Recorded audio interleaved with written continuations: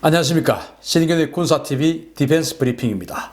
제가 얼마 전까지 신인균의 국방TV에서 이 디펜스 브리핑을 했고, 그것을 지금 다시 재개를 하려고 하는데, 사실 뭐 여러분들 잘 아시다시피 국방TV 채널이 지금 노란딱지 공격을 받고 있지 않습니까? 그래서 거기는 올리면 바로 노란딱지가 되고, 그것을 이제 검토 어필을 하면 한 이틀 후에 풀어줍니다. 그래서 제가 사실 지금 국방TV의 데일리 디펜스도 이틀 전에 만들어서 이틀 동안 검토를 받아서 노란 딱지를 풀고 나서 올리는 그런 상황이기 때문에 데일리 디펜스야 사실은 어떤 그 분석을 하고 이런 것이다 보니까 그 전에 만들어서 조금 시차는 있지만, 사실은 그래서도 안 되지만 한 이틀 후에 내보내지만, 이 디펜스 브리핑은 일종의 뉴스이기 때문에 그런 시차가 있으면 안 되겠다라는 생각에서 당분간 이 국방TV의 현재 노란 딱지 공격이 해결될 때까지는 이 군사TV에서 이 디펜스 브리핑을 알려드리도록 하겠습니다. 자, 지금부터 디펜스 브리핑 시작합니다.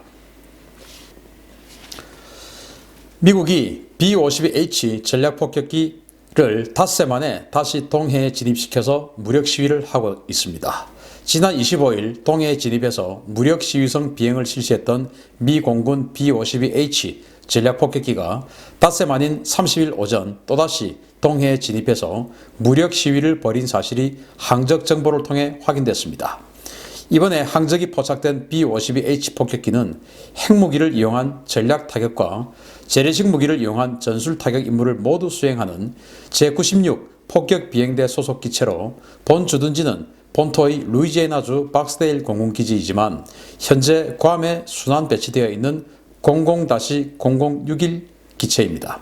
이 기체는 30일 오전 일본 혼슈 북부 아오모리현 북부 스가루 해협을 통해서 동해에서 태평양 방면으로 나오는 항적이 포착되었는데, 이는 지난 22일 러시아가 투폴레프 95MS 전략폭격기 등 6대의 군용기를 동원해 한반도 일대를 전략 초계 비행한 것에 대항해서 일본 열도를 감싸는 형태로 이루어진 무력 시위로 풀이됩니다.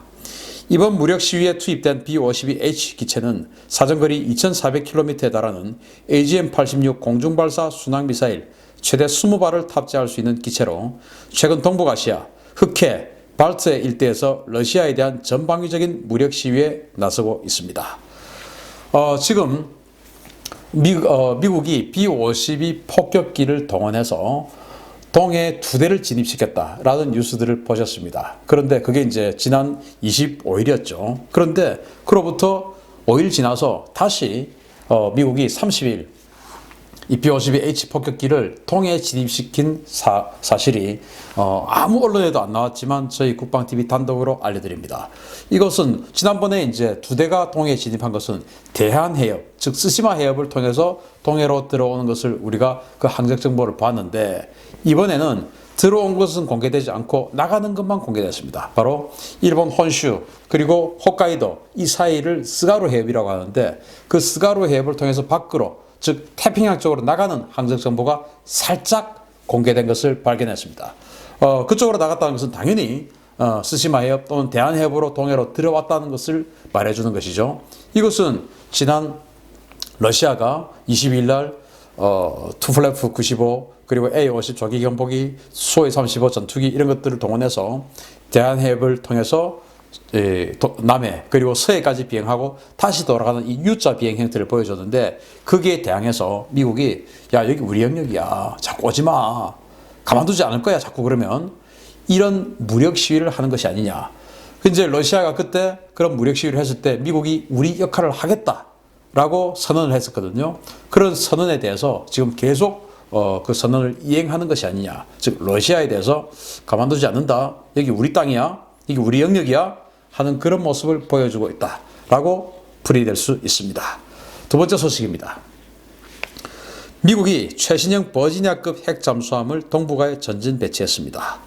미 해군의 최신형 핵잠수함이 지난 26일 일본 오키나와에서 포착됐습니다. 이 같은 사실은 일본 원자력 규제위원회가 28일 발표한 오키나와 가나다케 나가쿠스항 방사선 측정 자료를 통해 확인됐는데요. 해당 자료에서는 미시시피함이 26일 오전 오키나와에 입항했다가 다음날 오후 출항한 사실이 확인되고 있습니다.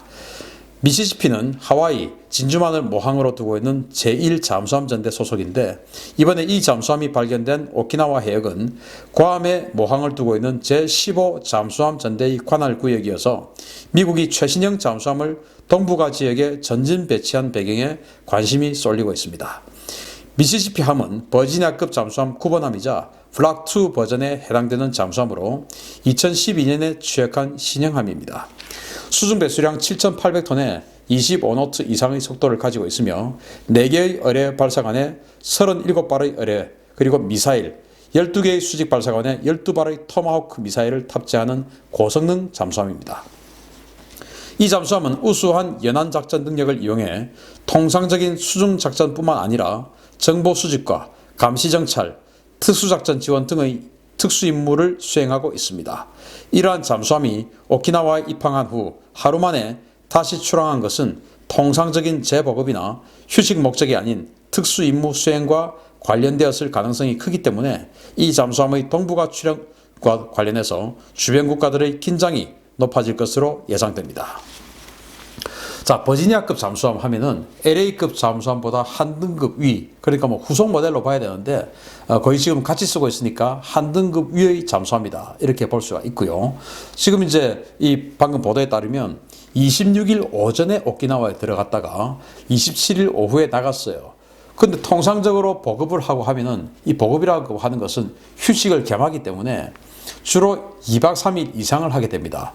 첫날 1박 2일 하면서 첫날 승조원의 반이 이제 외출 외박을 나가죠. 왜냐하면 뭐 잠수함에 갇혀 있다 보니까 굉장히 깝깝합니다. 그래서 잠수함 승조원들은 밖에 나오는 것을 굉장히 이제 좋아하죠. 그래서 오키나와에 오면 당연히 1박 2일의 외출 외박을 하게 되죠. 그리고 이제 반이 들어오면 그 다음날 다시 나머지 승조원 반이 또 1박 2일의 외출을 하게 되고 그 사이에 물자나 뭐 음식 뭐 이런 것들의 보급을 받게 되죠. 그리고 이 보급 통로도 잠수함 같은 경우는 그냥 딱 그 일반 사람만 들락날락거릴 수 있는 아주 좁은 그런 해치를 통해서 물자를 집어넣고 빼고 해야 되기 때문에 한 번 보급하는데 꽤 오랜 시간이 걸립니다. 그래서 보급차 들어왔다면 최소 2박 3일 이상을 오키나와에 머물러 있어야 되는데 그러지 않고 불과 1박 2일 만에 나갔다. 이것은 누군가를 실어주기 위해서 또는 누군가를 태우기 위해서 왔을 것이다 라는 판단을 하게 하는 장면이죠.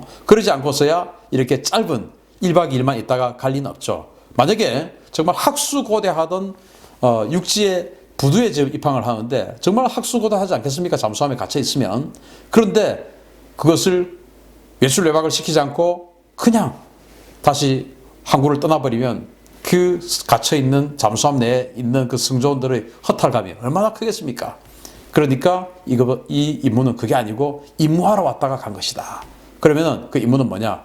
특수작전 부대, 네이비실 또는 그린베레 이런 사람들을 태우고 와서 내려주거나 아니면은 태우러 왔을 뭔가 특수작전하는 그런 임무 중에 왔다라는 것이 반증이 되고 그래서 이 잠수함이 왔다 가니까 지금 중국이 다시 이번에 우리 카디즈를 침범했다라고 하면서 우리에게 이제 통보를 하고 들어왔지 않습니까? 그 통보한 내용 중에 그 Y9 그 해상 초계기가 들어왔는데 그 Y9 해상 초계기가 아마 이 잠수함을 찾기 위해서 도대체 버지니아가 뭐 하는지 이걸 찾기 위해서 오지 않았을까라는 생각도 해봅니다. 세 번째 소식입니다. 미국이 그라울러용 4세대 제모포드를 실물을 첫 공개했습니다.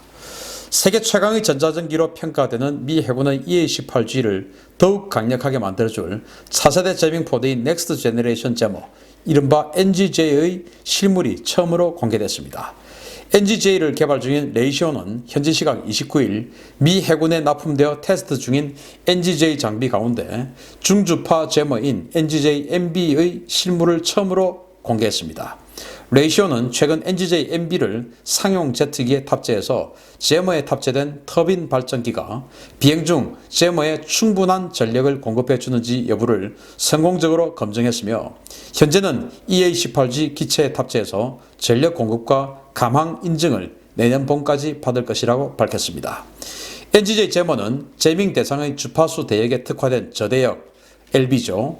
그리고 중대역 MB 제머, 그리고 고대역 HB 제모 등 세 종의 구성품으로 개발되었으며 기존 제모인 ALQ99F가 144km 수준의 제밍 능력을 가지고 있는데 반해서 2배 이상인 360km 거리의 제밍 능력을 갖추고 있는 것으로 알려졌습니다. 특히 NGJ는 기존 제모보다 크게 강력해진 출력을 이용해서 레이더 신호 교량은 물론 고출력 마이크로웨이브, 즉 HPM 공격을 통해서 상대방의 레이더 회로에 과부하를 걸어 태워버릴 수 있는 강력한 능력을 보유하고 있습니다.